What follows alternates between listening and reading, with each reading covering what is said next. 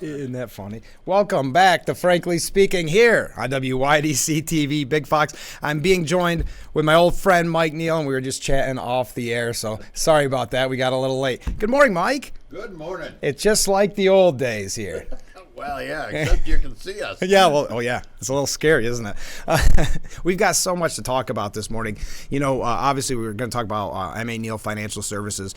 So let's ask probably, I don't know if this is even a simple question or a tough question. What should people know about today's economy?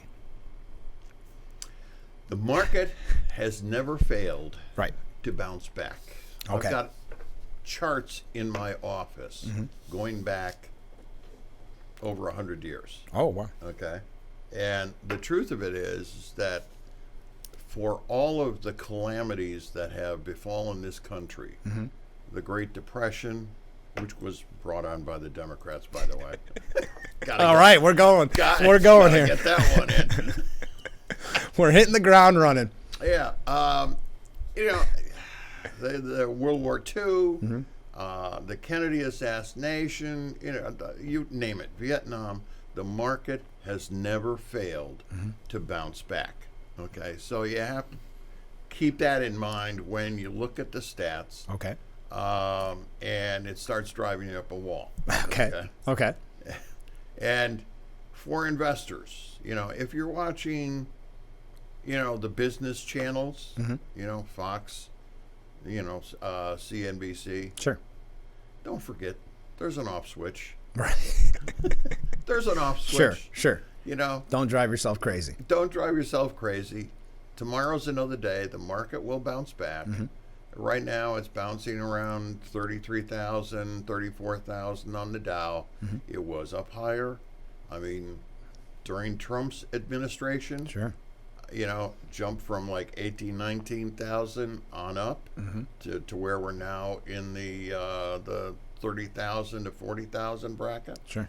I mean, that was a tremendous leap. It really was. Okay. You know, yeah, I mean, I'm trying to hold back, but Sure. quite honestly, yeah, he knew how to operate an economy. Okay. And, you know, I can think back to the Clintons, apart from all of their graft and the foundation. At least Clinton was able to pick a good Treasury Secretary, Rubin. Yeah. Okay. And during the 90s, I mean, it was Rubin's guidance in large part that provided a good economy. But, yeah, right now we're bouncing around 33, 34,000. The geriatric in the White House. Which, by the way, happy birthday to him today. 81. Oh, dear Lord. Yeah, did you know that? You know, when I go for a quote for health insurance for someone who's over 65. Sure. The questions come up. You know, can they dress themselves? Sure. Can they feed themselves without assistance? Can they walk without assistance, not even a cane? Can they toilet themselves? Sure. And I'm looking at this guy and I'm thinking to myself, there is no way under the sun he would pass the requirements for a health insurance policy. Do you remember at the beginning of Trump's presidency, they made him take a cognitive test? Remember that? Yeah. The media just went crazy. He had to take a test. Notice that hasn't come up in this administration. Oh, they yeah. The media has not demanded it. The doctors won't even address the issue. Right. But anyway, okay. So let's go back. I'm surprised this last week he didn't give half of the United States to the Chinese. Oh, I know it. Well, and you know, it's not and I'm going to talk about it later on the show, but there's probably 5-6 major articles questioning whether or not he should be president. Now, for the mainstream media to start turning on him, what's the plan? What's the end game, I guess? Well, you look at their backbench. Yeah. It's terrible. Yeah, I mean, Harris, he's going to have to make the decision soon. We'll put it that way. But anyway, how can you help make the decision to help people with their future, the plan for the future? Because obviously right now it's kind of a crazy time. We'll put it that way. Well, now is a great time to invest because the market's down. Okay. Prices are down. Okay. Now, when somebody responsible takes over in 24, You're gonna get me in trouble, Mike. No, hey, just like the you old know days. as well Just as like the old days. I have a degree in political science, UC Berkeley, Sure. so I always, that is the lens that I look at the economy through. Sure. And so, when an adult who knows how to run the economy Yeah. takes charge in 2024, the market's going to bounce back. So that means, the old adage is buy low, sell high, Sure. not buy high, sell low. Right. Ideally. Most people end up doing the latter. Okay. So now is a great time to invest because prices are down. Later on, after the election, it's going to come back up, and God willing, and that's going to be the happy time. Sure. Okay. It's not timing the market; it's time in the market. Okay. Okay. If you look at any 10-year span of time,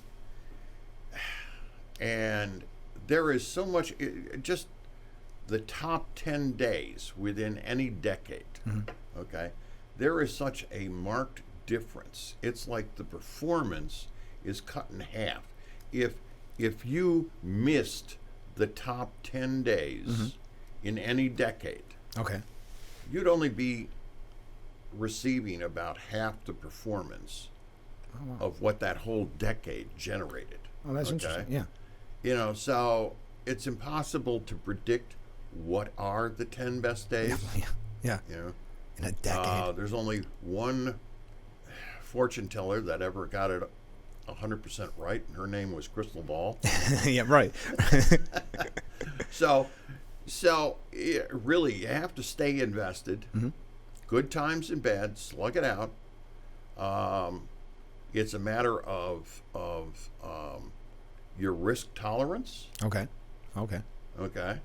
As well as your time frame. How long do you have before retirement? Okay. Obviously, if you're younger, you can afford to take more risk than when you're older. Sure. Okay. Being diversified. That's even included in Ecclesiastes and the Bible. Diversification. Sure. Now, different context back at the time. They didn't have entities like Wall Street. Right. It was about trading. Don't put all of your goods in one ship, because if the ship sinks, well, then you've got nothing. Sure. But if you spread it out over 3, 4, 5 ships, maybe one sinks, but you've still got something going to market. Sure. Okay. Diversification is real important. Okay. Asset allocation, having something in large cap, something in mid cap, something in small cap. Okay. And I can, for anybody who talks to me, I can explain what those terms mean. And these are all the things that come into play in terms of investing. Okay. You don't pick a stock because it's got a number or a color in it, Right. or it sounds cute. Right. You have to do your research with individual stocks. Sure. I don't recommend anybody having more than 10 stock positions in their portfolio, because you got to do the research Sure. every week, and that takes time. And for most people, you've got your life to live. Yeah. Okay, that's the advantage of mutual funds over stocks, is that you might be invested in one mutual fund, but that mutual fund might be invested in anywhere from 30 to 500 different companies. Okay. And you've got that fund manager and his or her research team doing the research as to figuring out on a constant basis, what do we hold on to, what do we need to sell, and what do we need to keep, according to the investment strategy of the mutual fund. So it makes it it's kind of like stocks, but indirectly. Okay. Okay. Now, Mike, let me ask, because we're just about running out of time. Who can use your services? Anybody. Perfect. That makes it easy. Anybody. If you're over 18. Yeah. Okay. All right. Over 18. Anybody. 607 I was just gonna- 737 5599. Give me a call. I'm having flashbacks right now. You know, consultation is free and confidential. Mm-hmm. You know, none of your information reaches the newspaper. Okay. You know, Or- you won't be or watching TV. Frankly Speaking and see your information flashed on the television. Right. So the best way to find out more is to give you Give me a call. Okay. Give me a call. Simple as that. 607 737 5599. Perfect. Well, what's easier, TV or radio? I won't know until I watch Watch it this. later. Okay. Well, Mike, thanks for being our guest. Hey, not a problem. All right. We'll be right back with Frankly Speaking. Stay with us.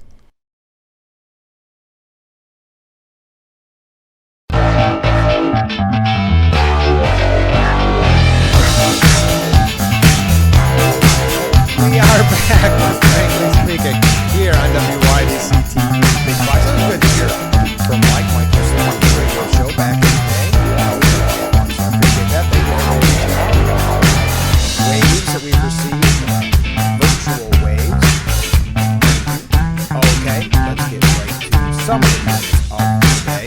We are broadcasting live from the Hesselson studio. I am Frank Acom. I sometimes forget to do all the, when I have a guest in, I get all excited, so I forget to do all the housekeeping, if you will.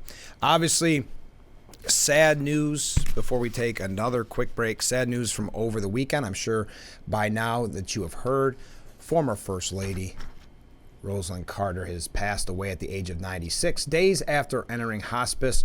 A very touching statement from Jimmy Carter saying, "Rosalynn was my equal partner in everything I ever accomplished.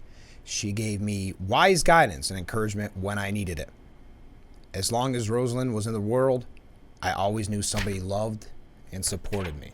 So, wanted to pass that along to you. I mentioned with Mike that it is the president's 81st birthday, celebrating the president's 81st birthday. We've got a couple of New York State issues we're going to talk about here in just a second, as well as, like I said with Mike, it's kind of fascinating. Over the weekend, there's probably 5-6 articles questioning Biden, his decision to run, saying that it would be a historic loss. David Axelrod commenting more.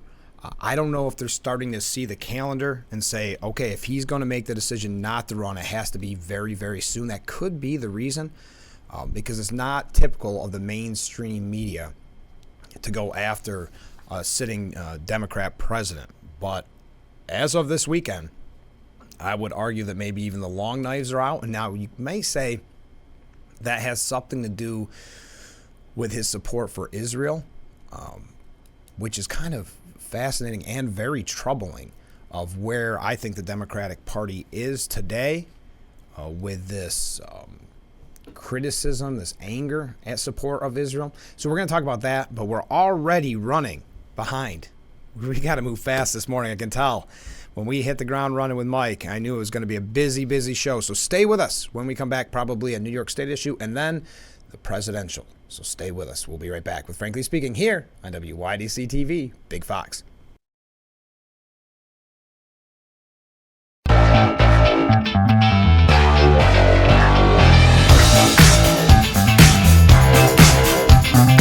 Another beautiful day here on Market Street, broadcasting live from the Hesselson studio. So this will come at since 2000, was it 2000 I saw when they started doing this ranking? Yeah, 2000. 22 years ago. New York again is ranked the least free state because of high taxes, debt, regulation. New York once again has a dubious distinction of being labeled the least free state in America. This is according to the Cato Institute. The Empire State ranked dead last, 50th, I think it goes without saying 50th, for policies impacting economic, social, and personal freedoms in the year 2022. By comparison, just to keep this in mind, why people are leaving in droves to Florida, Florida ranked second, just after New Hampshire, for the most free state in the union. Cato even said, the Cato Institute said that New York is a fiscal basket case. This is again from the New York Post.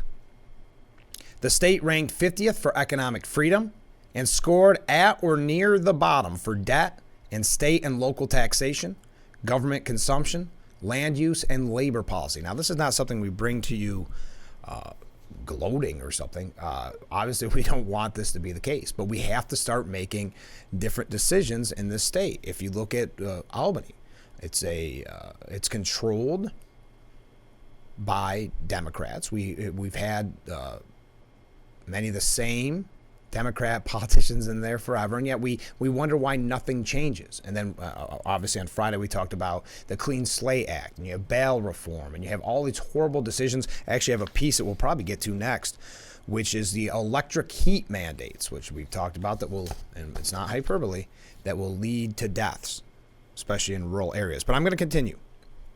Combined state and local taxes are crushing. Debt is down from years past, but it's still the highest in the country at 26.1% of income, said the Cato Institute's William Ruger and Jason Sorens. Wealthy residents in New York City pay among the highest combined state and local income taxes in the country. Now, that's the city. This is coming from the New York Post, so you understand. Nearly 15% at the top level, and property taxes in the suburbs are also high. Continuing here, quote, "It's a little wonder that New Yorkers are fleeing the state in droves. New Yorkers have been voting with their feet for years, leaving a state with such a glorious past and a great magnet supercity, in part because of its stifling policies that restrict freedom and opportunity. New York outpaced all other states by far in terms of net outmigration to other states, by far. One of the worst problems for New York State as a whole is how New York City and Albany drive policy for the rest of the state. This allows left-wing ideologues and powerful concentrated interests to combine to run the state for their benefit while regular New Yorkers suffer. We especially see this in the regulatory area with policies like rent control, eminent domain, renewable portfolio standards, minimum wage laws, and certificate of need laws. New York has ranked last, as I said at the beginning, in every Cato study since it started reviewing data in 2000. So tying in with that, piggybacking off of, we'll have a piece here by the New York Post editorial board saying electric heat mandates are just another green road to New York's ruin. And unfortunately, we have story after story. And I actually want to talk about the national, but I think it's important to focus on the state issues because we talk about it so frequently, whether it's with Assemblyman Palmisano, Senator O'Mara, you name it. This is a conversation that we continue to have. It comes as no surprise why people are leaving, whether it's electric mandates, whether it's bail reform, fearing for your safety or your family's safety. The list can go on and on. It might be something even rather small. But eventually, it's the straw that broke the camel's back, and people decide, you know what, Florida, second in most freedom. That doesn't sound too bad. Maybe save some money. I don't like talking about this. I wish people would want to stay in New York, but wishing doesn't make it happen. So let's take a short break. When we come back, we'll talk about this piece from the Post editorial board about the electric heat mandates, and then we'll get on to the presidential race. A lot of criticism of Biden over the weekend. We'll take a look at that. So stay with us. We'll be right back with Frankly Speaking.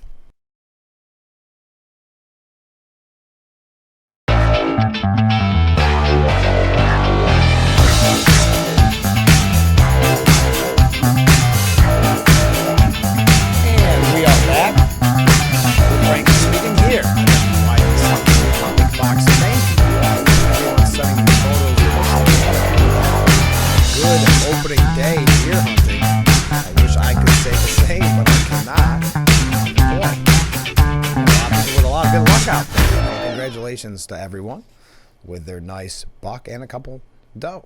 All right, so we mentioned New York State ranking the least free state in the union.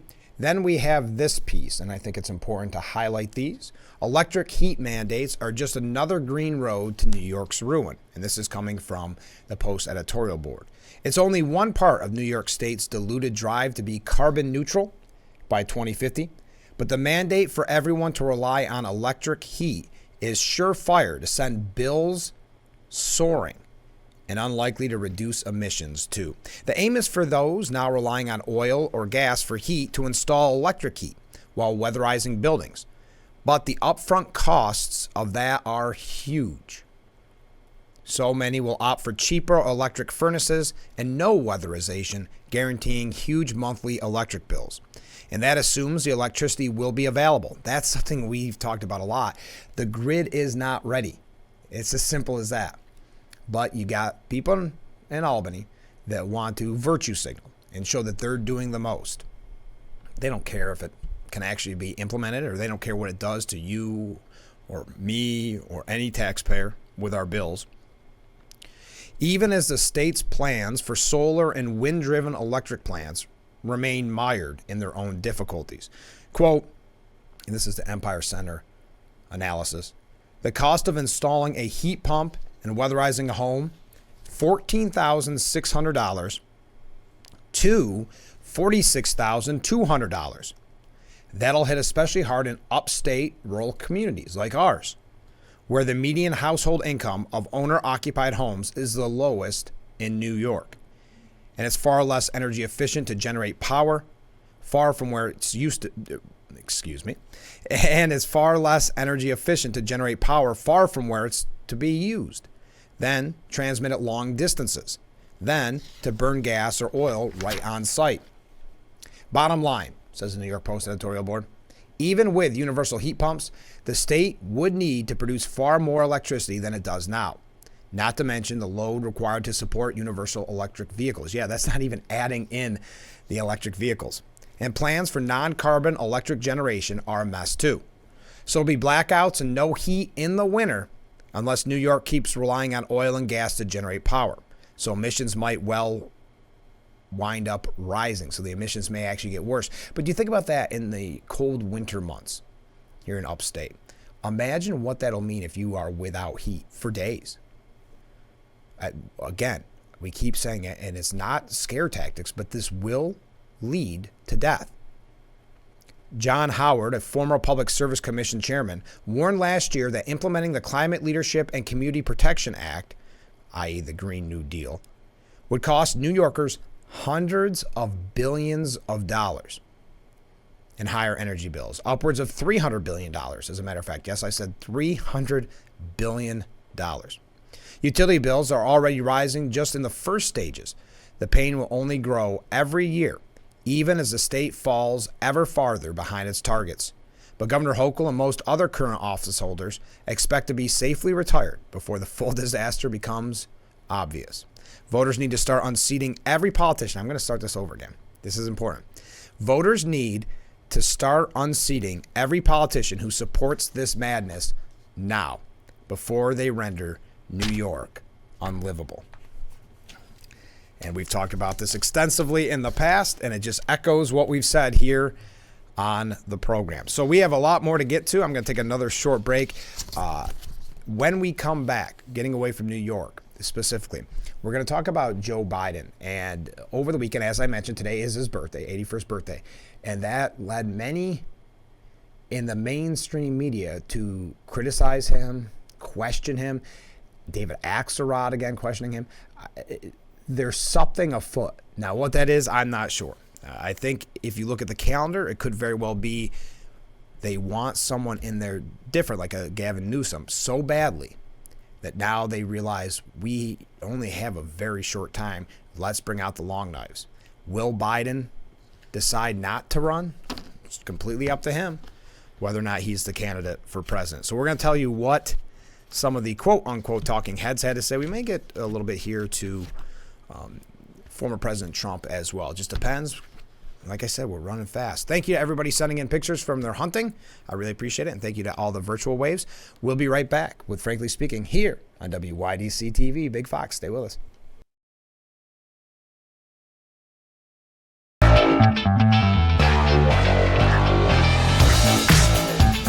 And we are back with Frankly Speaking, broadcasting live from the Hesselson studio here on Marcus Street in Corning. Here's a comment from a viewer. How bad did Trump hit the nerve of the politicians and media calling them vermin? To watch their meltdown, calling him a Nazi all over again, is worth every moment of their heads exploding. All right, keep those comments coming in. You see the number on the bottom of the screen. And that's the best way to reach me. Okay, so Biden, and this is really interesting.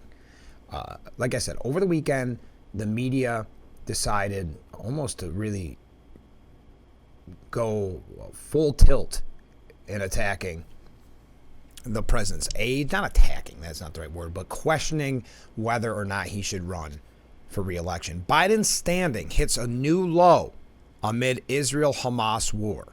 That's another, we had this on Friday too. That's the media again saying, you better, wink, wink, nudge, nudge, you better stop supporting Israel or it's going to hurt you. It's almost like the mob threat. I hate to see something bad happen to you. Which, why is the Democratic Party, well, I don't want to say so, they question our support for Israel. We'll put it that way. And I don't think there's any denying that at this point. But President Joe Biden's approval rating has declined to the lowest level of his presidency, just 40%, as strong majorities of all voters disapprove of his handling of foreign policy and the Israel-Hamas war. This is coming from NBC News. What's more, the poll finds Biden behind former President Donald Trump for the first time in a hypothetical general election matchup, although the deficit is well within the poll's margin of error. See, they still got to be careful. For a contest that's still more than 11 months away. Do you see how they have so many caveats in there? But just so you know, the erosion for Biden is most pronounced among Democrats, a majority of whom believe Israel has gone too far in its military action in Gaza, and among voters ages 18 to 34, with a whopping 70% of them disapproving of Biden's handling of the war. Yes, there seems to be just this dislike and this anger at Biden's support of Israel. I think many of us would argue that support has really gotten kind of weak, really. But see, these are the kind of veiled threats they make to the president, hoping that he will change course. And he has signaled that he may just do that. Now here's another one from CNN, of all places. Joe Biden is facing a near historic deficit for an incumbent. I mean, this is something they would not normally report on, if I'm being honest. Electoral analysts, myself included, said Harry Enton, like to cover our behinds. We use words like may and could to make sure we don't get too far ahead of ourselves, especially when examining polls of a potential general election matchup. But the truth is that Trump has a small but clear advantage over Biden right now. This makes Biden just the second president since scientific polling began to trail in his re-election bid at this point in the campaign. Just the second president. Take a look at recent national surveys from CBS News, CNN, Fox News, Marquette University Law School, and Quinnipiac. All five are high-quality polls that meet CNN standards for publication. Ooh. What are those standards for publication at CNN? Anyway, I didn't mean to take an unnecessary dig. All five give Trump an advantage of 2 to 4 points over Biden among registered or likely voters. On their own, none of these data points mean too much. Trump's lead in all of them is within the margin of error. Averaged together, though, they paint a picture of an incumbent with a real problem. Over the past 80 years, incumbents have, on average, led their eventual challengers by a little more than 10 points about a year out from the election. This includes nearly every incumbent for whom we have polling since Franklin Roosevelt in 1943. It includes Obama against Romney. This is notable because a number of Democrats have tried to dismiss the current data. Yeah, that's been a talking point. Well, at this point, if you remember, Obama was losing. But Biden is in trouble by saying that Obama had been behind at this point too. That simply isn't true. In fact, the lone incumbent to be behind in the polls at this point is a man Biden succeeded and is likely to face again. That's Donald Trump, who trailed Biden about 10 points in November of 2019.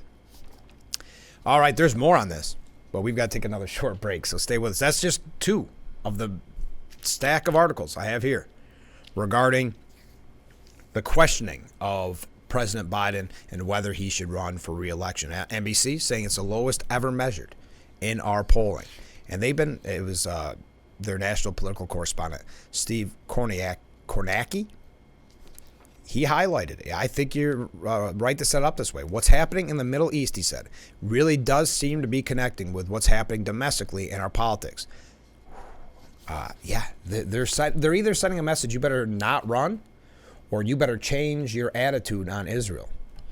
which is very worrisome. So we're going to talk more about it, but we're moving fast. I don't even feel like we got started. Here we are, almost 3/4 of the way through. So stay with us. We'll be right back with Frankly Speaking here on WYDC TV, Big Fox.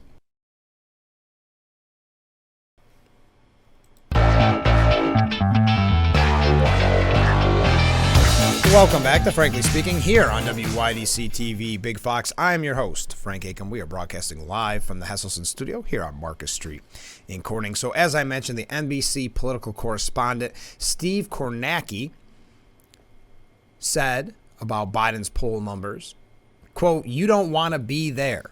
Okay. The gap is gone. 36% positive on both, and actually Biden 1 point more negative than Trump. That's been a significant advantage for Biden. Our poll says that advantage, at least for now, may be gone. If you take a look here by party, I think it's significant for two reasons. One, independents, obviously, more than 2-1 disapprove. Wow. You don't want to be there as an incumbent president. But I think equally significant, no surprise, 7% of Republicans approve of Joe Biden, job performance. But 3 times as many Democrats, 21%, that's more than 1 in 5 say they disapprove. You need much more unified support in your own party if you're going to have a successful re-election campaign. And that's why I never really bought into the line that Robert F. Kennedy Jr. is going to steal from Trump. I think many people are looking for alternatives in the Democrat Party to Biden. And Robert F. Kennedy or Cornel West could reap the benefits. Then, and this is just article after article. How about this one? Biden's 81st birthday highlights biggest liability for 2024, coming from Bloomberg. Birthdays can be bittersweet, particularly when you're the oldest president in U.S. history. Yes, today is President Biden's 81st birthday. As Joe Biden celebrates turning 81, the occasion will highlight how age has become his greatest liability, entering the final campaign of his 53-year political career and a likely rematch with his predecessor, Donald Trump. They were even making fun of him on Saturday Night Live, which is not a good sign. While the White House insists that Biden remains healthy enough to serve as commander-in-chief, recent polls show him trailing Trump across key swing states, with voters citing deep concerns about his health. Think of that. So, and I think it was Van Jones who said it, that, you know, you're not looking at 4 more years putting this man in a very stressful job, arguably the most stressful job. And they're putting him in for 4 years, but that's really 5 years because you've got all next year campaigning and still being president. You see his tendency to make gaffes, have trouble, difficulty, if you will, getting out of where he's got to go. I'm not going to say getting out of a room, but where he has to go after a speech. The fear and look in people's eyes when he goes off script. But turning 81, his biggest liability. Obama's 2008 guru, David Axelrod, has been very critical of the president lately. He warns that Joe Biden is in big trouble ahead of the 2024 election. Asked by columnist Maureen Dowd what he thought Biden's chance of winning were, and remember, he's still got to he's got to be careful in what he says, because if Biden ends up being and I think he will, if he's going to be the Democrat nominee, you don't want to have said too much negative against him, but he put it at 50-50 or slightly under the chances for Biden winning re-election. Axelrod added that the, quote, stakes of miscalculation here are too dramatic to ignore.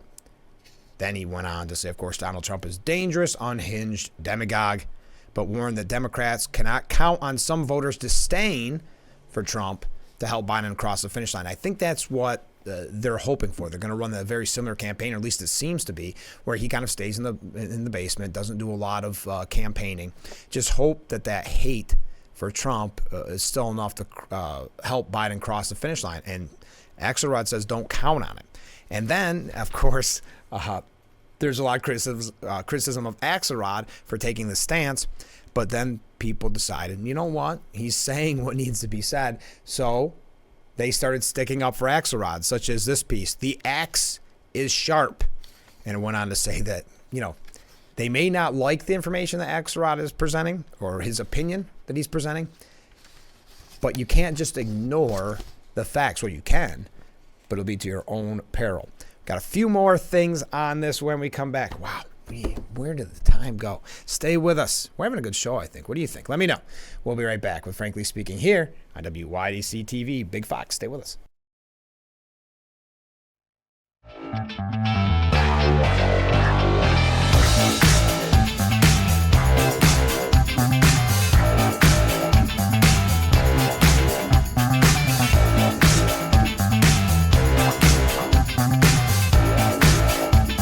We are back with Frankly Speaking here on WYDC TV Big Fox.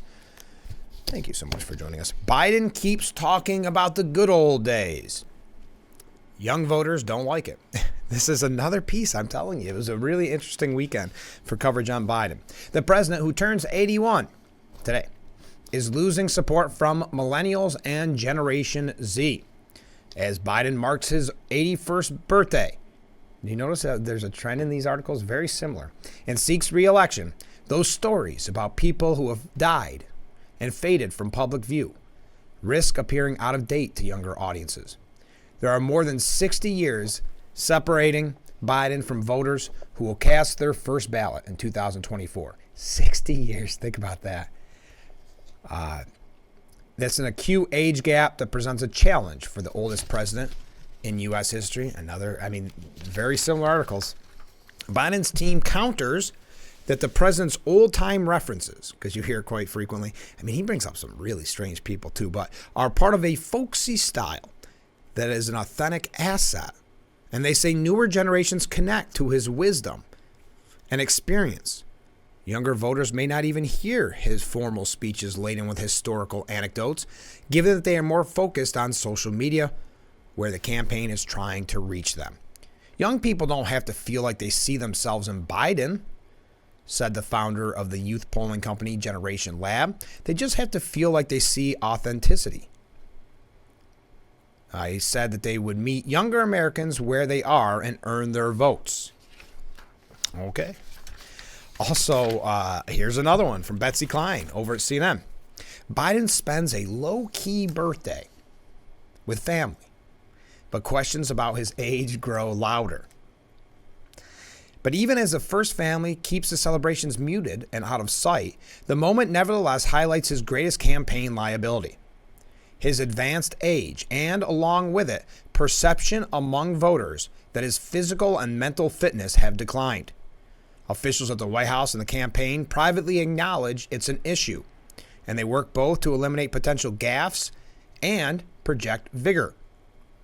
Biden was prescribed custom orthotics to help with his feet this year after his annual physical determined that he experienced a stiff gait. In recent months, when Biden flies on Air Force One, he has started using a smaller, shorter set of stairs more frequently to board the plane and deplane. Still, the age liability comes into sharper focus almost by the day. And critics raise at every chance they get. Okay. On Saturday, former President Donald Trump, the frontrunner for the GOP nomination, called Biden a stupid person who can't get off the stage by the time whatever it is he's taking wears off. Okay. Anyway, running late. Stay with us. We'll be right back. Last break, and then we're going to wrap things up here on Frankly Speaking. Stay with us.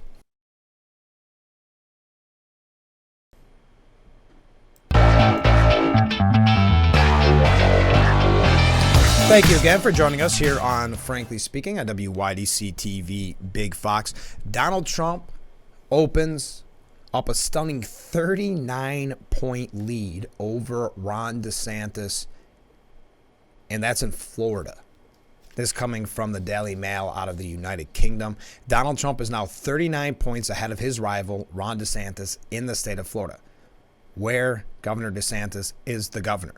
A new poll has revealed, and yet more bad news for the struggling state governor. Now, some of this is the media really wants Nikki Haley in there for some reason. Which, again, I like Nikki Haley, but that raises a lot of red flags for me. Haley and DeSantis still can't solve their Trump problem as time runs short in the GOP race. That's coming from Stephen Collinson, who does not want Trump in there. A weekend of ferocious political exchanges laid out the tumultuous reality of the 2024 White House campaign less than a year from Election Day. The fight for the GOP nomination is about far more than a horse race between candidates. Its outcome will decide whether the country faces an extraordinary general election, which one potential nominee, ex-President Donald Trump, would fight while facing multiple criminal trials and promising a presidency of retribution that could shake U.S. democracy as never before. He got the talking points from the Biden campaign. You better make sure you mention the threat to democracy. Now, speaking of the former president, Trump and Governor Greg Abbott served an early Thanksgiving meal to a host of law enforcement officers and Texas National Guard soldiers serving the border region as part of Abbott's Operation Lone Star. That's nice. There's some pictures online you can find there. All right, we are out of time for today's edition of Frankly Speaking. It's hard to believe, I know it. That moved very fast, that edition of Frankly Speaking. Thank you to Mike Neal from M.A. Neal Financial Services for being our guest this morning. I always appreciate him taking the time out of his day to be on the program. I just felt like with him, right at the beginning, we hit the ground running and we had a really, really good show. I'd love to know what you have to say as well, and we will read those comments most likely on tomorrow's program. So please tune in tomorrow. You see the contact number on the bottom of our screen there. That's the best way to reach out to me. Oh, wow, I didn't even realize we got 5 waves. That's a good amount of waves. I'm happy with that. But you can always reach out after the program. It's 24/7. Leave me a voicemail or a text message, and we'll try to get to the comments on tomorrow's program. Have a great day, everyone. Excuse me. This has been Frankly Speaking here on WYDC TV Big Fox. We will see you tomorrow morning, bright and early. I look forward to it already.